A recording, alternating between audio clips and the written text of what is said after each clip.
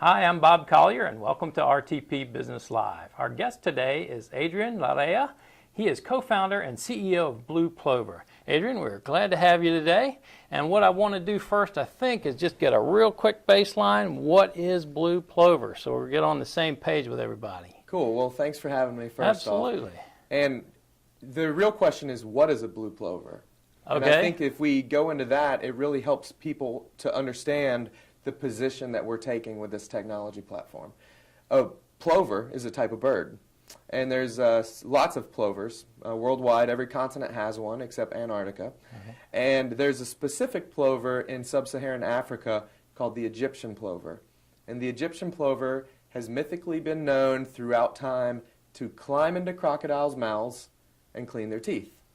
So it's a brave little bird. You're a bold plover. Right, and it focuses on symbiotic relationships. So blue symbolizes technology, and plover represents symbiotic relationships. So we're trying to form technology and symbiotic relationships within a community. And that's an easy way to remember that. That's a lot to get through and across in a name. That's impressive. Well, what makes your technology different than other websites and marketing companies which offer to help businesses online? Well, Bob, the biggest difference for us is that A, we're not a marketing company. Okay. And we're a technology company. And B, we're not a website. Though we have a website, we are an actual technology software platform that we've written to plug in to existing websites. So what we mean by that is we go into a community and we partner with websites within that community that already exist, that already have traffic and already have relationships. We have built, in essence, a filing cabinet that we plug into each one of those different websites. The more websites we have our filing cabinets, the easier it is for our system to be able to send information to those filing cabinets. So what we're doing, in essence, is we're taking a business's information, we're building all of these local partnerships with local websites in their community, and we're sending their information out to it, symbiotically working the business with the bigger websites in the community. That's back to the Blue Plover. Okay, I'm with you now. Why do the websites partner with you? The main reason that the media sites and the publishers in our community partner with us is because they are in a battle right now.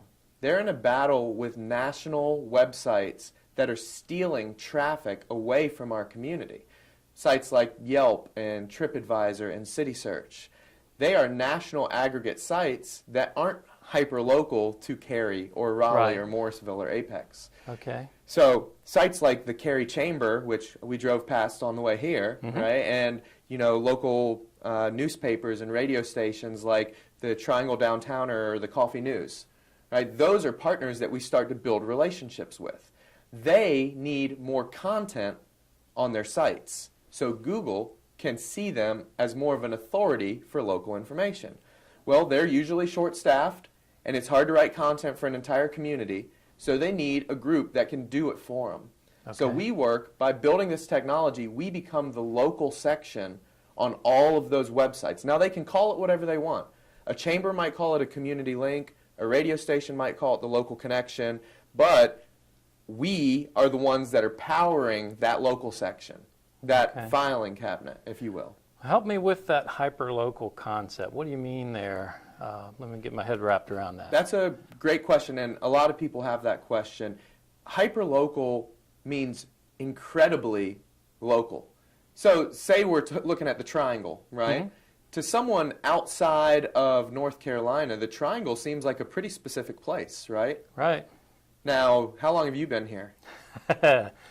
19 years now. Right, where are we right now? Right, we're in downtown Cary. A little bit more hyperlocal than the Triangle, right? Yeah. Now, what about within Cary? Even within downtown.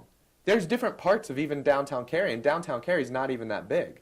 But people know parts of town by the neighborhood name, by the zip code, by the street, by the types of people that are there, by what communities are being formed in those areas. So when we mean hyperlocal community development, we're trying to literally identify what's happening in all those little pockets in communities worldwide. That makes a lot of sense because there are companies that are seeking national customers, but there are also companies that know that their market is within 4 to 5 miles of their physical location. So why try to be the be-all, end-all in Knightdale if I'm in downtown Cary? Why do I need to get found there? So the importance is getting found in that hyperlocal area where your customers truly are. Is that kind of... Yeah, it's about being able to become a resource for that community, for the information that you're an expert at. Most small businesses and professionals know a lot about certain things about their industry. And are any two snowflakes the same? Are any two thumbprints the same? No, they're not. And so no two businesses' stories are the same, even if they do the same thing.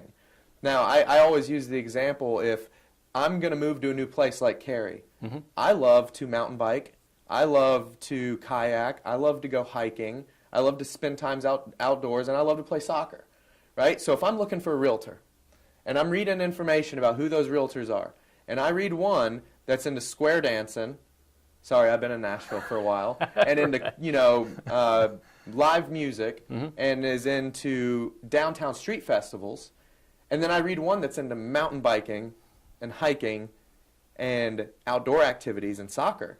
Right. Who do I feel more of a connection with? Absolutely. And that's what this is all about, because the truth is, there is, and always has been and always will be, enough business to go around for everybody. And the truth is people just need to be able to find, us as consumers now, not as businesses, we need to be able to find what we're looking for, right? Right. Because is it not frustrating to get online and have to play the maze game of typing to be able to find someone in your community? Yeah. Yeah, it's frustrating. I mean, you've lived here for a long time and you're still looking for stuff. Imagine someone that just moved here from New York or from California to be a part of the RTP, and they're like, I want some good food. And they're just having to read through people's reviews on Yelp all the time, and there's no place that everything's compiled. And maybe there is for food, but not food and drinks, or not food and drinks and realtors, and not food and drink and realtors and doctors. Not everything. And if there is something like that, it's one of those national aggregates that I was talking about that's stealing traffic away from our community sites. And the main reason is because the technology is hard to build. Believe me, we are very invested now into the development of the actual technology platform. It's millions of lines of code. So, I mean, what we're doing is not building a website. We're literally writing code that can work on any kind of website, any kind of search engine platform, any kind of hosting platform, without showing errors, and allowing businesses to pick and choose where they want to share their information, being found through local searches that people are doing online from local sites instead of aggregate sites, and allowing local people to find the content and information that they're looking for to live the life that they want, so they're not just finding what people have paid for them to see. Right. They're actually finding, when they're doing searches, what they're looking for. And there's a big difference between those two things. Oh, that's huge. That's huge. Yeah. Well, what is happening that is new and exciting with your company right now? Well, right now I'm sitting here doing a pretty cool TV We're excited to have show, you. So that's pretty neat. But we are, it is actually really exciting. About 7 months ago, we raised funding. We were a tech startup, and we were bootstrapping it and grinding as hard as we could, and literally 18-hour days for 2.5 years, just grinding as hard as you possibly can. Right. And we met a private investor group out of Nashville, Tennessee, which is where we founded. I'm actually from Cary, which is where we are. I lived here. I went to Cary Academy. Then I went to Cary High School. Then I went to school up in Boston, moved down to Wilmington, North Carolina, and then somehow found myself in the country music CMA Awards. But now you've worked your way back full circle. Well, I mean, when we raised the funding, part of that funding was to develop in several markets, because we have 1,600 businesses in Nashville that are connected to this right now, and 30 media sites around the community. The biggest magazines, newspapers, chambers of commerce are all partnering together to be a hyperlocal online community. So when I said, okay, well, we raised funding, we're getting ready to go and develop new markets, where do we want to go? Well, the Triangle is incredibly similar to Nashville. The triangle also was already in the runnings for Google Fiber, which Yes. Nashville was in the runnings for too, and you guys just got, which is going to make all of this so much easier for everybody once all that infrastructure gets laid. And talking about infrastructure, that's what we like to compare ourselves to, in a way, is we're trying to lay infrastructure on all of these websites for people to be able to share information and connect between each other. Okay. You know, we're not necessarily the marketing company. There are marketing companies that can help your business market themselves and advertise it way better than we're ever going to be. They actually are coming to us to use our technology. Okay. Does that make you're sense? A tool Like, exactly. for We're their, like a tool out of their tool bag that Gotcha. PR companies and SEO companies and marketing companies and all of these kinds of companies that are focusing on helping people online are seeing Right. our tool and saying, wow, that is a great solution for hyper-local. Okay. Does that make sense? It does. It does. Cool. Well, now let's drill down a little bit. Can you give me an example of several businesses that are connected with you and how they're benefiting? Yeah, I can, and that's a great question because I feel like sometimes all of this online talk can be really abstract for people. Yeah. So let me give one of the most recent examples. Perfect. There's a realtor in Nashville, Tennessee.